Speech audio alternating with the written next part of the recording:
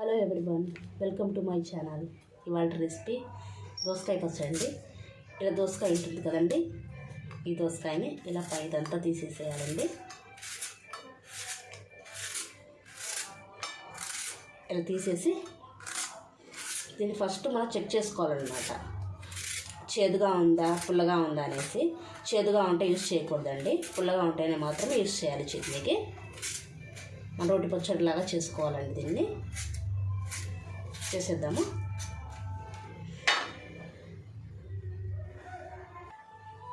ఇందులో ఇలా సీడ్స్ అనేది పక్కకి తీసేసేసి మిడిల్లో ఉండేది మాత్రం తీసుకోవాలండి.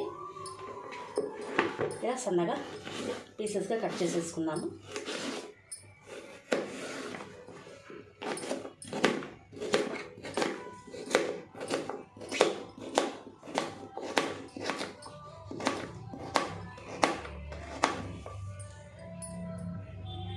ఓకేనండి, ఇలా ఒక ప్యాన్ పెట్టేసుకొనేసి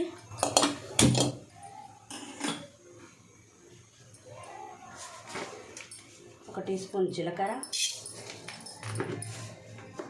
1 టీ స్పూన్ ధనియాలు యాడ్ చేసుకుందామండి.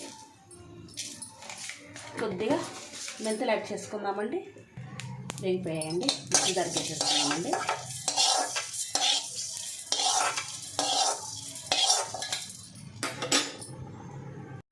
ఒక 1/2 కప్పు పల్లీలు యాడ్ చేసుకుందామండి. లైట్గా ఫ్రై అవ్వాలండి. పల్లీలు లైట్గా ఫ్రై అవ్వాలండి. ఈ పల్లీల ప్లేస్లో మీరు నువ్వులైనా తీసుకోవచ్చండి. పచ్చడికి టేస్ట్ అనేది బాగుంటుంది. వేగిపోయాయి కదండి, ఇలా మిక్సీ జార్ తీసుకొని చల్లారించుకుందామండి.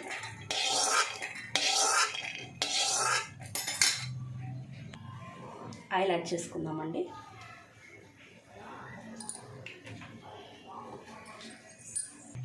మూడు టీ స్పూన్ల వరకు ఆయిల్ తీసుకున్నానండి. ఆయిల్ హీట్ అయ్యాక ఇలా 7 నుంచి 8 వరకు ఇలా పచ్చిమిరపకాయలు తీసుకొని ఫ్రై చేసుకున్నానండి.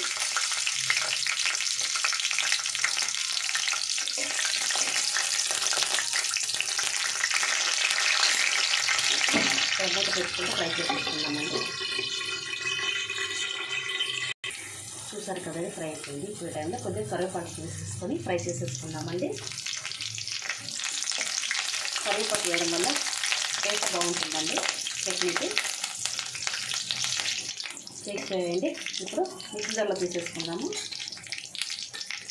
ఇప్పుడు ఇలా 2 టమాటాలు కట్ చేసి పెట్టుకున్నానండి, ఇవి ఫ్రై చేసేసుకున్నాము.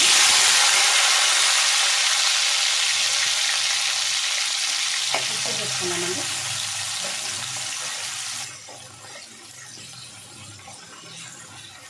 ఇది కూడా బాగా ఫ్రై చేసేసుకోవాలండి. టమాటాలు బాగా మగ్గిపోవాలి ఆయిల్లో. ఇలా బాగా ఫ్రై అయిపోయింది టమాటాలు. ఇప్పుడు కొద్దిగా చింతపండు అనేది యాడ్ చేసుకున్నామండి. కొద్దిగా వేసేసుకోండి చాలు.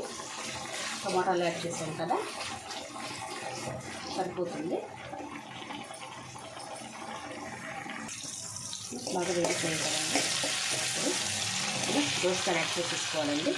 ఒక కప్పు వరకు ఉన్నాయండి. చేదుగా ఉంటే వేసుకోకూడదండి, కొద్దిగా పుల్లగా ఉంటేనే వేసుకోవాలండి. బాగా మిక్స్ చేసేసుకున్నాము.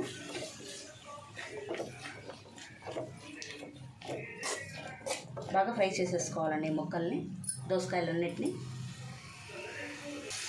ఇలా 2 మినిట్స్ ఫ్రై చేసుకుంటే చాలండి, సరిపోతుంది.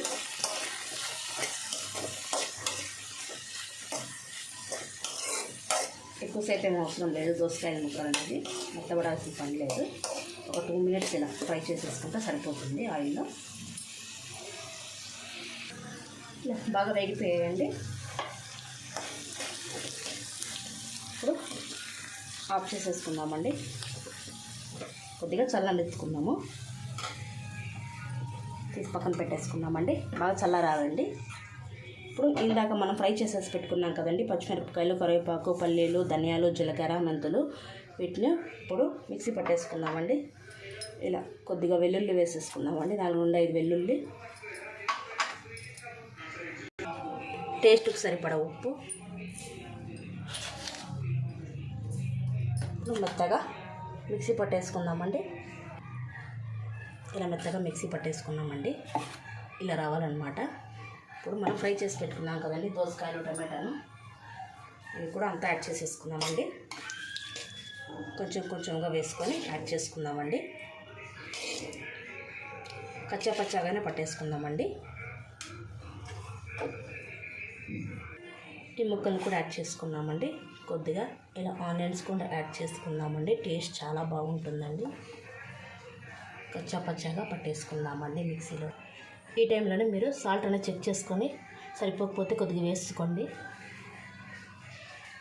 అందుకని కొద్దిగా వేసేసానండి.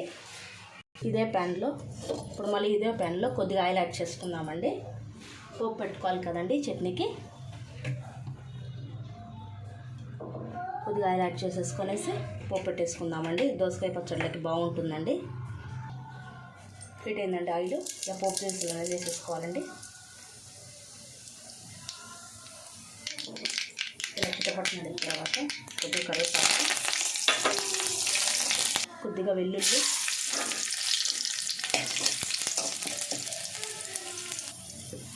కొద్దిగా ఇంగువ,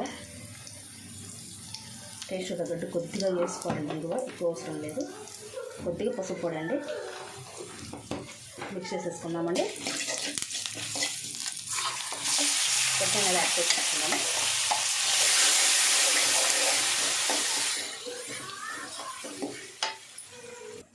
చూసారు కదండి, ఇలా చట్నీ రెడీ అయిపోయిందండి. ఇందులోకైనా కూడా చాలా టేస్టీగా ఉంటుందండి. ఇడ్లీ, దోశ వాటిల్లోకి మంచి కాంబినేషన్ అండి. మీకు తప్పకుండా నచ్చుతుంది. డెఫినెట్గా ట్రై చేయండి. మన ఛానల్ని సబ్స్క్రైబ్ చేసుకోండి. Thank you for watching. చూసారు కదండి, మన గుమ్మగుమ్మలాడే దోసకాయ పచ్చడి చాలా బాగుంటుందండి. డెఫినెట్గా ట్రై చేయండి. ఇలా నెయ్యి వేసుకొని వేడివేడి అన్నంలో తింటే మర్చిపోవాల్సిందే అండి. అంత టేస్టీగా ఉంటుందండి. డెఫినెట్గా ట్రై చేయండి. మన ఛానల్ని సబ్స్క్రైబ్ చేసుకోండి. Thank you for watching.